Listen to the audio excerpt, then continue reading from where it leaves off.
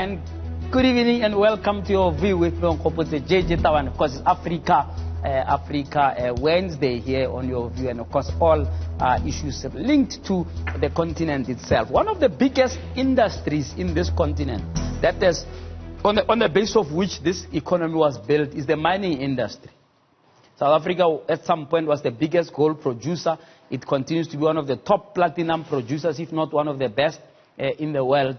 But the big question is, at what cost? At what cost is that reputation of South Africa as this big mining producer? At the cost of human life.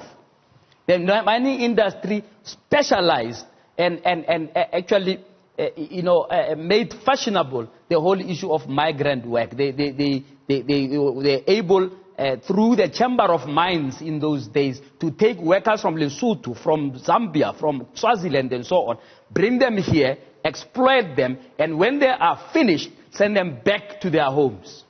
That's as crude as you can't try and rewrite that history. You can't rewrite it by renaming the Chamber of Mines Minerals Council. That can't happen. We got to remind some of these guys who are still sitting there at 5 Hollard Street.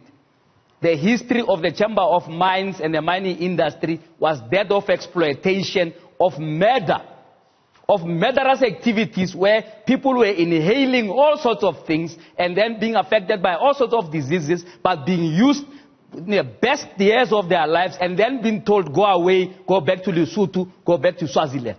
We haven't forgotten that.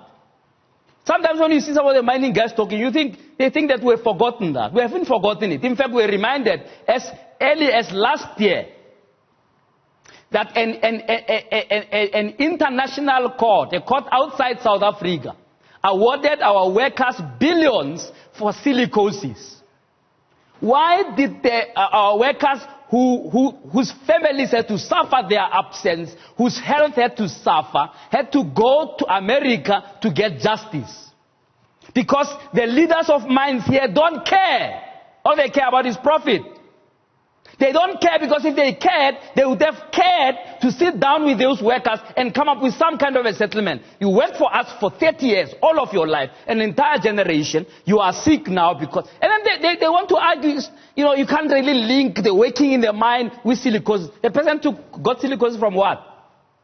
From what? From swimming. It's bizarre how the mining industry thinks we can just forget about it. But of course, it's the manner in which the activism has died in our country. That's why when workers die, like they've died just this month, in an Anglo-American Ashanti or Anglo-Ashanti mine, it's no longer making headlines. People die in mines. It's normal. It's, after all, black lives. They don't matter. They die in a mine. Well, tough. It's a tough and risky industry. They say so in boardrooms when they're having tea. They say, but why are these people surprised? In the platinum sector alone, in 2018, right, to 2019, they had a 58% regression rate. In other words, 58% more people died in 2019 than in 2018. So there was actually no improvement. There was a worsening of the situation, at least according to the statistics released by the Mineral Resources Department. I'm not aware, and please, I speak under huge correction, that there has been a mine in this country that was ever closed because people died in it. I'm not aware that there has been a mine whose license has been withdrawn because they decided to leave a big hole in a community where they mined. Forgive the pun, because we've got a big hole in Kimberley. It shows you the thinking of these people. So they dig up the place, then they leave a big hole. Other people are going to fall in there, whether it's dangerous, it doesn't matter. You go in the areas of Carltonville and so on, see mine dumps all over the show. You ask yourself, where are the mines that put these dumps here? Have they moved on? Because now gold is no longer, the commodity of the year.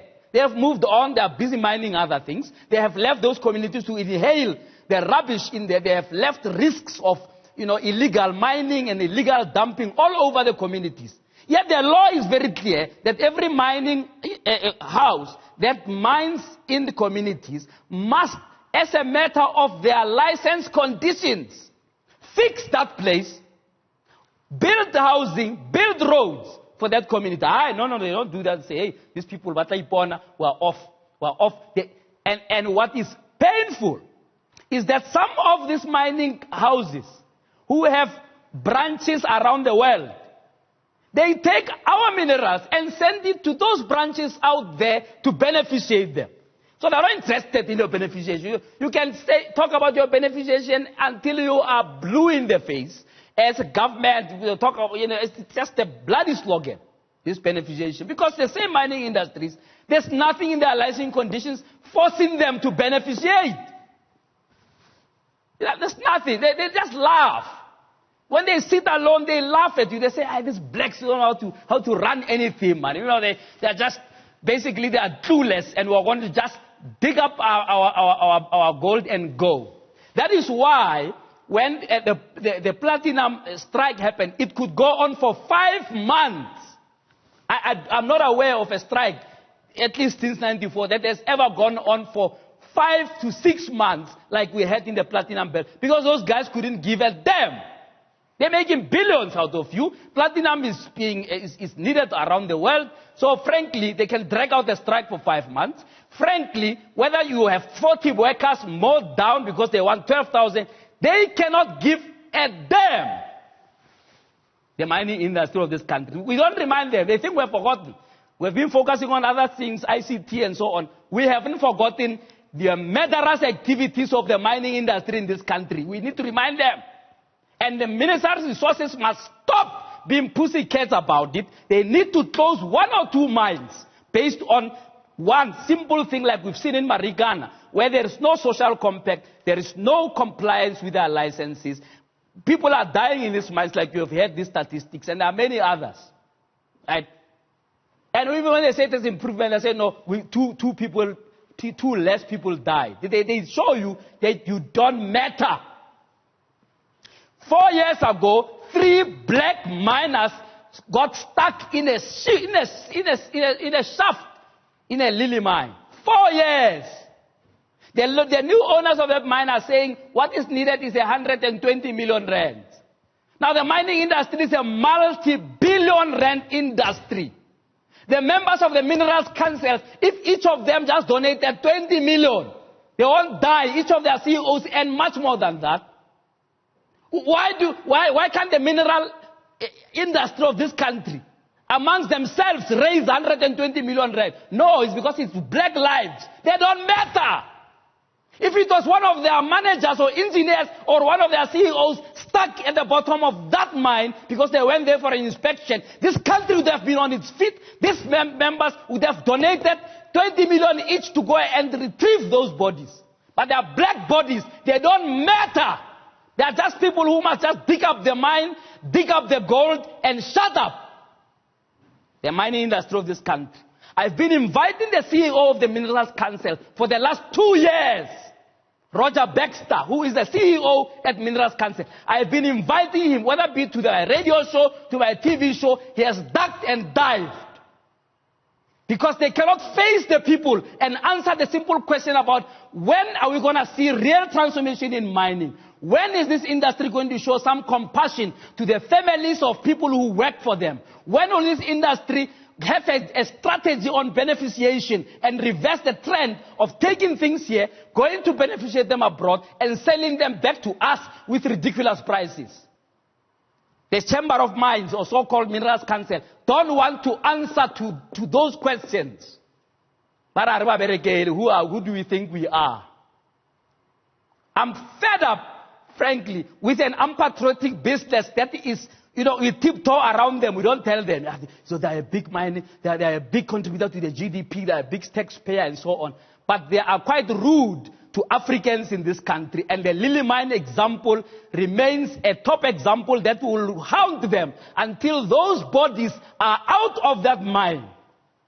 In African tradition, it's quite rude not to be able to bury your loved ones. What do you want us to do? Do you really want us to sink a shaft 120 million just to retrieve black bodies? That's how the community is feeling. Remember, Shaba was out there a couple of weeks ago. He's decided, I'm going to litigate. Why must a South African who has earned his own money, take his money to go and do the work that between the Minerals Resources Department and the heartless Chamber of Mines take money. Why must he take his money to go and do their job? But maybe their license conditions are not so that it should be impossible to treat their workers like trash. I've been inviting them 2 years. I'm not exaggerating. Writing to say, please can you come? Recently, when we had the mining in Daba, whose usefulness I doubt, given all of these things that are happening in mining. The CEO then sent one of his executives to come here and talk to us about, and it was on the anniversary of Lily Mine. That should tell you something. That fellow cancelled us at the hour or two before the show. Did not pitch up. I ended up having to talk to Joseph Matunjo from the unions by himself here to lament the fact that it's been 4 years since 3 people who work for this industry are rotting at the bottom of a mine. And those people who own that mine, I'm sure, are somewhere in an island having a good time with the benefits and profits from that mine. And I want the Council of Mineral Council to come here, the president or the CEO, to come and answer to the South Africans. Even if they don't think that, the audience of this channel matter. It's bad what is happening in the mining industry. We have become so tone deaf that we have allowed this to go on. The Marikana thing is just another anniversary. 40 miners died, They were killed by heartless corporation called Lily Mine. And they think, so what is the lawn men? They think if they change their name, I don't know what they are called now, that we'll forget. They've changed their name. Lawn men is a scandal now. And it didn't help that, in fact, on their board, they had the Cyril Ramaphosa of this world, they had black shareholders. It didn't matter. Does it matter? The Lily Mine people, I'm sure there's a BE partner somewhere who they have used as a black front in their board. That person is not said to them, but you cannot leave bodies of people down the mine. You got to dig them out. The mining industry in South Africa reminds you of the oppression, the deep scars of oppression that has happened in this country. And if you and I don't do something, if the unions all they do is shout on the sidelines, they will continue because they will just say, these guys, all they know is to shout, is to criticize, but actually they can't do nothing about anything. We will carry on as we see fit, as we please. An American court had to come and say, no, but you must pay these people, they are sick because of you. Why is it that the Chamber of Mines or the Mineral Council couldn't sit and find a settlement with these workers? Well, we can never know because they don't want to come and talk about it. Well, if you are listening from the Chamber of Mines or Mineral Council and you are its member, shame unto you. We are waiting for you to come and answer. You're not answering to me. You're answering to millions of South Africans who are still asking the question, are these patriotic South Africans? Or are these exploiters of old who took people by trains from Zambia, from all the hinterlands of Southern Africa to come and kill them at the bottom of this country with minerals that in fact belong to them? Minerals that belong to this country. People are dying in the belly of the earth, and that mining industry could not give a damn.